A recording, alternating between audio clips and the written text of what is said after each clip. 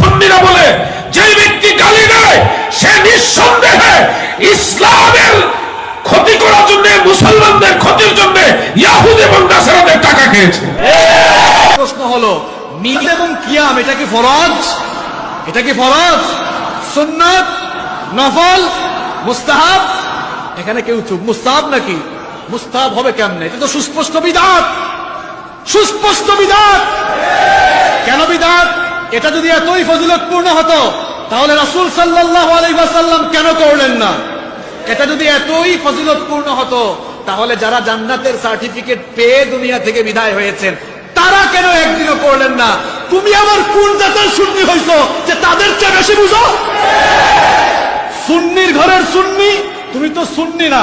এটা ওই যে বাংলা ভাষায় চুরের স্ত্রীলিঙ্গ কি, আমাদের সিলেটে বলে সুন্নি। এদেরকে আমি ওই সুন্নি বলবো কারণ তারা ইসলামের বিধিবিধানগুলোকে চুরি করে বিকৃত ইসলাম মানুষের সামনে পেশ করছে। আল্লাহর কসম এটা রাসূলুল্লাহর ইসলাম নয়, এটা তোমাদের ভণ্ড বাবাদের ইসলাম। তোমাদের ভণ্ড বাবাদের ইসলাম এই জমিনে চলবে না, ভণ্ড বাবাদের ইসলাম এই জমিনে চলবে না। কিসের মিলাদ আর কিসের কিয়াম করো তুমি? আবু বকরের চেয়ে বড় আশিকে রাসূল তুমি হতে পারবা? ওমরের চেয়ে বড় আশিকে রাসূল তুমি হতে পারবা? উসমান আর আলীর চেয়ে বড় সুন্নি তুমি হতে পারবা? সুন্নির ঘরের সুন্নি কোথায় পেয়েছো তুমি এগুলা? তুমি দেখো এরা একদিন ওইগুলো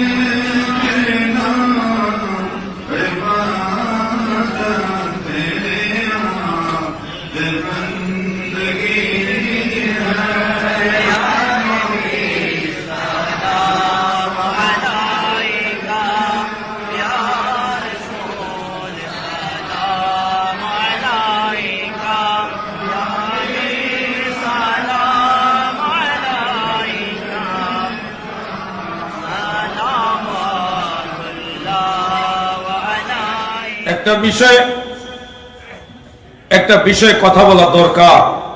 আজকে সারাদিনে বহু সংখ্যক ভাইয়েরা অনলাইনে আমার কাছে এই বিষয়ে প্রশ্ন করেছেন, জিজ্ঞাসা করেছেন, এত পরিমাণে জিজ্ঞাসা করেছেন যে আমি বিরক্ত হয়ে গেছি। সেটা হলো তথাকথিত একজন অখ্যাত বক্তা, আমি জানি না তার লেখাপড়া কতটুকু, সে আমাদেরকে গালাগালি করছেন। কিভাবে গালি দিচ্ছেন জানেন? সুন্নির ঘরে সুন্নিরা, সুন্নির ঘরে সুন্নিরা এই ধরনের গালি যারা দেয় এটা নিঃসন্দেহে অভদ্র সমাজের গালি, অভদ্র ফ্যামিলির গালি, ঠিক না বেঠে? আমরা তো বাতিলদেরকে এইভাবে গালাগালি করি না, বাতিলদেরকে চিহ্নিত করার চেষ্টা করি তাদের বাতিল আকীদা দ্বারা, কিন্তু তাদেরকে এইভাবে গালাগালি করি না। সুন্নি জামাত আমার নবীর দল, সুন্নি জামাত সাহাবীদের দল, সুন্নি জামাত ইমাম হুসাইনের দল, সুন্নি জামাত পৃথিবীর সমস্ত আউলিয়া কেরামের দল, সুন্নি জামাত সমস্ত উলামায়ে কেরামের দল। সেই সুন্নি জামাতকে সুন্নির ঘরে সুন্নিরা বলে যে ব্যক্তি গালি দেয় সে নিঃসন্দেহে ইসলামের ক্ষতি করার জন্য, মুসলমানদের ক্ষতির জন্য ইহুদি এবং নাসারাদের টাকা খেয়েছে। কি ভয়ঙ্কর গালি! সুন্নির ঘরে সুন্নিরা, এটা কোনো গালি হলো? সুন্নির ঘরে সুন্নিরা, এটা তো অভদ্র একটা ভাষা, এইভাবে বলা উচিত না। সে বলতে চাচ্ছে, আমি ভিডিওটা শুনলাম আজকে, অখ্যাত একজন ওয়াইজ, সে বলতেছে সুন্নিরা মিলাদ কিয়াম করে, এটা নাকি সুন্নত না, ওয়াজিব না, ফরজ না, মুস্তাহাব না, এমনকি সে বলতেছে এটা বেদাত। তার ব্যক্তিগত যুক্তির মাধ্যমে এটাকে বেদাত সাব্যস্ত করার চেষ্টা করতেছে। কোন একটা দলিল দিল না যে অমুক কিতাবে লেখা আছে এটা নাজায়েজ বিদআত, অমুক ইমাম বলেছে এটা নাজায়েজ বিদআত, অমুক মুস্তাহিদ বলেছেন এটা নাজায়েজ বিদআত, এটা অমুক মুজাদ্দিদ বলেছেন নাজায়েজ বিদআত। কারো রেফারেন্স নাই, সে নিজে নিজে বলতেছে না মুস্তাহাব না বিদআত। কারণ মন গড়া ফতোয়া দিলে কি মিলাদ নাজায়েজ হয়ে যাবে? যুক্তি দিতে গিয়ে সে বলল আল্লাহর রাসূল সাল্লাল্লাহু আলাইহি সাল্লাম কেন মিলাদ পড়লো না যদি এটা জায়েজ হতো? সাহাবীরা কেন মিলাদ পড়লো না যদি এটা জায়েজ হতো? আগে বড় বড় মুস্তাহিদ যারা আইম্মাই কেরাম তারা কেন পড়লো না যদি এটা জায়েজ হতো? আরে জাহেল, এই জাহেল, আমরা কাউকে এইভাবে হ্যারেস করতে চাই না। তোমাকে বলছি, এই জাহেলকে বলছি পড়ালেখা করো। আল্লাহর নবী নিজে মিলাদ মাহফিল করেছে, সাহাবীরা মিলাদ মাহফিল করেছে, যুগের ইমামরা মিলাদের পক্ষে ফতোয়া দিয়েছে, ঠিক না?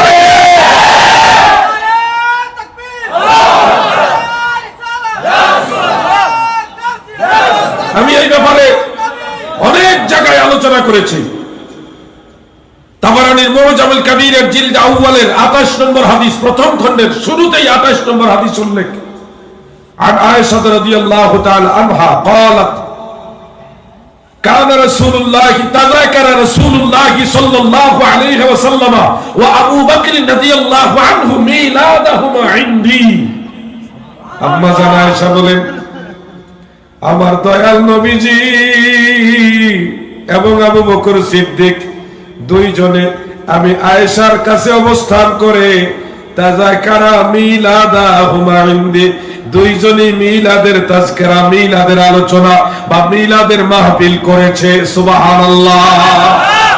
আরো হাদিস অভাব নেই, মিলাদের ব্যাপারে আলাদা একটা কিতাবই আমি লিখেছি।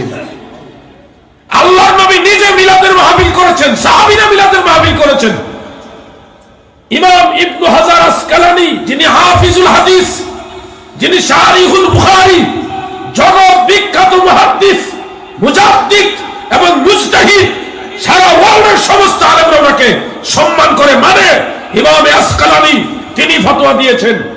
আরেকজন হাফিজুল হাদিস ইমাম জালালউদ্দিন সুয়ুতী, যিনি 2 লক্ষ হাদিসের সনদ মুখস্থ জানতেন, মারহাবা বলেন, তিনি ফতোয়া দিয়েছেন।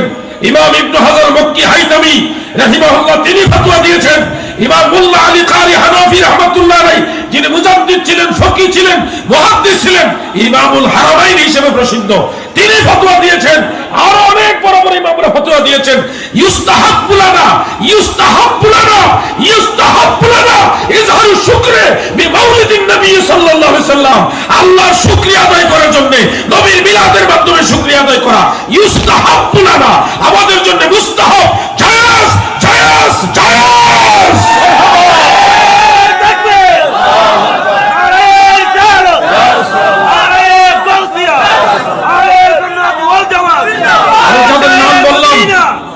যে কজন ইমামের নাম বললাম তারা সবাই হাফিজুল হাদিস, লক্ষ লক্ষ হাদিসের সনদ মুখস্থ জানত। তিনারা মুজাদ্দিদ, মুজতাহিদ, ফকিহ, ইমাম, তিনারা এক একজন এক একটা বড় বড় কিতাবের শারহ। ইমাম ইবনে কাসির রাহমাতুল্লাহ আলাইহি পর্যন্ত আল বিদায়া ওয়ান নিহার মধ্যে মিলাদ শরীফ যে মুস্তাহাব সেই বিষয়টা উল্লেখ করেছেন। আজকে কোথাকার কে, তার পরিচয় ঠিক ঠিকানা আমরা জানি না, হুট করে এসে বলতেছে সুন্নির ঘরে সুন্নিরা, আমরা নাকি বানাইছি মিলাদ। আরে রাসূলের হাদিসে মিলাদের কথা আছে, কোরআন হাদিস পড়লে পাবা। তোমাদের মতো জাহেলরা, এই নিম্নমানের জাহেলরাই সমাজের মধ্যে ফিতনা সৃষ্টি করে। আমাদের কাছে বসো, আমাদের ছোট ভাইদের ছাত্রদের কাছে বসো, তোমরা অনেক কিছু শিখতে পারবা।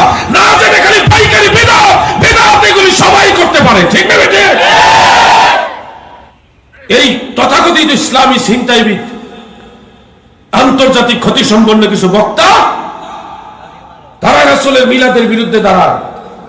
আর কিছু আমাদের আহলে সুন্নাতের কিছু আধা পাগল আছে, না বুঝে হুট করে একটা সিদ্ধান্ত নিয়ে নেন। ভালো করে পর্যবেক্ষণ করে সিদ্ধান্ত নেবেন। এই ধরনের বক্তাদেরকে যেই পরিমাণ, আমি প্রথম একটা ভিডিও দেখেছিলাম যে একজন চেয়ারম্যান ওনাকে অপমান করেছিলেন, কিন্তু আমি দেখলাম যদিও অপমান এই ধরনের এইভাবে করা উচিত না, কিন্তু এই লোকটা এর চেয়ে বেশি অপমান পাওয়ার যোগ্য। কারণ যে নবীর সম্মান বুঝে না। নবীজির মিলাদের বিরুদ্ধে কথা বলেন, পৃথিবীর কোন ইমাম মিলাদুন নবীর বিরুদ্ধে না, কোন ইমাম না। এই আসমানের নিচে জমিনের উপরে এমন কোন মায়ের বেটা জন্মই হয় নাই মিলাদুন নবী নাজায়েজ পালন করবে, এমন জন্মই হয়নি। আলাউদ্দিন জাহাদিকে খাবাইব না, ভালো হওয়ার জন্য সুযোগ দিলাম, ভালো হইতে পয়সা লাগে না। বন্ধুরা আমার, এই কথাগুলি কেন প্রতিবাদ করলাম জানেন? আমরা যদি কোনো কথাই না বলি তখন মানুষ মনে করবে মনে হয় তার কথাই ঠিক।